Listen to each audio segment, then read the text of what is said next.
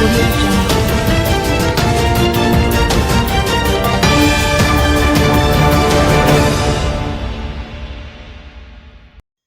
Firearms seized in Anchovy St. James during police operation. A driver has been arrested over the alleged seizure of a firearm in his motor vehicle during a police operation in Anchovy St. James on Saturday. A police statement said on Sunday that the discovery was made about 10:45 p.m. after a police team stopped the vehicle.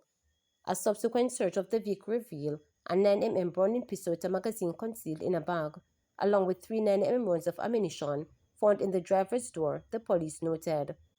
The driver, the sole occupant of the vehicle, was arrested. Joint Police Military Operation seizes 1,616 pounds of ganja on Kingston Beach. A joint police military operation on Trinity Beach in Rockford, East Kingston, led to the seizure of 1,616 pounds of ganja on Friday. Members of the Jamaica Defense Force and the Firearms and Narcotics Investigations Division of the Jamaica Constabulary Force discovered the contraband at about 6:10 p.m. The team searched an Isuzu motor truck on the beach where the contraband was found. St. James man charged after allegedly breaking into woman's house. A St. James liberal has been charged after he allegedly broke into a woman's home, stood over her while she slept, and attempted to touch her before fleeing through a window. Alton Jarrett, 26, of Rentland, Mount Carey, has been charged with burglary. The incident occurred around 3 a.m. on April 24. Reports from the St. James Police are that the woman was asleep in her room when she was awakened by strange sounds. Upon check-in, she saw Jarrett, who is reportedly known to her, standing over her. He allegedly attempted to touch her, but she moved away and raised an alarm. Jarrett reportedly escaped through the bedroom window. A report was made to the police and Jarrett was later arrested. He is scheduled to appear before the St. James Parish Court on May 1.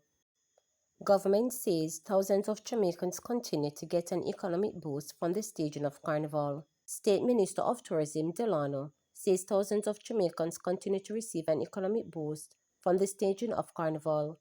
Carnival's main road march took place yesterday in Kingston. In a statement yesterday afternoon, Mr. Delano sought to highlight the economic gains from Carnival, noting that it has benefited both large companies and small entrepreneurs. He mentioned that last year, there was $4.42 billion in direct spending during Carnival. The Tourism State Minister also touted the partnership between the private sector and the government in spreading the benefits across the country. He said it continues to provide endless opportunities for Jamaicans from all backgrounds. The numbers are outstanding so far, our preliminary estimates.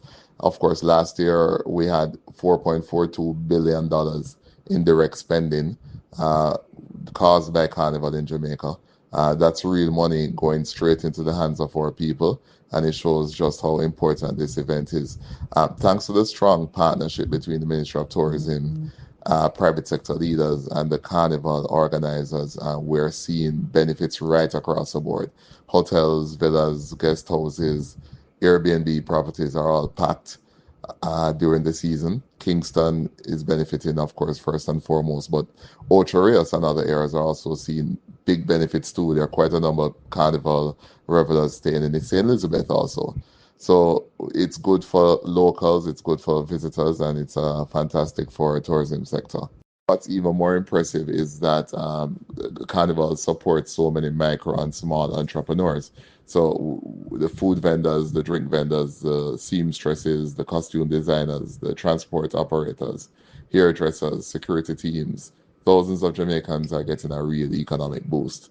So this is public-private partnership in action. Everyone's winning, from big investors right down to the small man and woman on the ground. So Carnival in Jamaica is responsible for billions in economic output, thousands of jobs, and endless opportunities for Jamaicans of all backgrounds. Education Ministry to add 50 new recommendations from the Partisan Committee to this year's list of initiatives to be undertaken. The Education Ministry will be adding 50 new recommendations from the Partisan Committee to this year's list of initiatives to be undertaken. Permanent Secretary in the Ministry of Education Dr. Kisanthrope gave the update at the Education Transformation Oversight Committee quarterly briefing on Friday. ETOC reported a 23% progress in the implementation of the 365 recommendations contained in the Jamaica Education Transformation Commission report. So we have begun work on 130 recommendations thus far, and we have achieved 15 of them overall, and so we continue to do work on those. Our estimation based on the work to be done is that we are at 23% in our progress report. Of 100%, of course, the report and the work concludes in 2030. Right, and so we will be on a trajectory to get there. But at this point, I'm updating the nation that we have achieved 23% of the work to date. As we continue to look at the recommendations, the last quarter also included the review of the third year in the short term, and we will be taking on some additional recommendations in this financial year. 50 new recommendations will be added into this new financial year. We have reviewed those already, and that will take us to 171 of the recommendations being actively pursued. So Jamaica, we are not sitting down on this. We are working, and I'm just letting you know that within this year, with the budget that the government has provided, an additional 50 recommendations will be added, and that will give us about 47% of the overall targets being addressed. Mother recalls painful memory of son's blood-stained pants. Mercia Fraser, the mother of Meridian, struggled to contain her emotions as she testified about receiving a pair of blood-stained pants which she believes belonged to her son.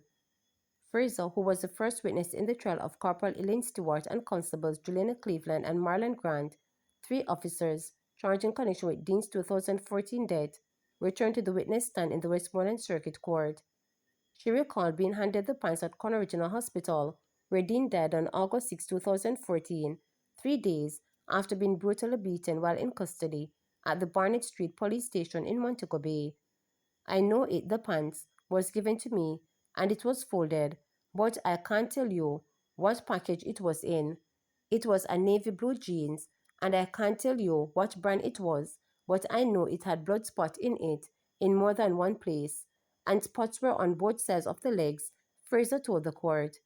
She went on to describe how the pants reminded her of a visit Dean had made with her to her house several months before his death. Dean, came to my house in that pants, and on that particular day, he wore an orange shirt, and it was months before his death, explained Fraser. The pants looked like the exact same pants he wore on that day. The distraught mother added, I was teasing him and I said, what a way you dress nice and come look for me. And when I hugged him, I said, what a way your cologne smell nice. During her testimony, prosecutor Kimberly Williams twice applied to have Fraser shown a pair of pants previously entered into evidence. However, High Court Justice Courtney Day upheld the objection from defense attorney Dalton Reed, who argued that Fraser had not conclusively identified the pants as the same pants Dean had worn. The evidence that was led had been created by relevant connection for the pants, which were marked as Exhibit A.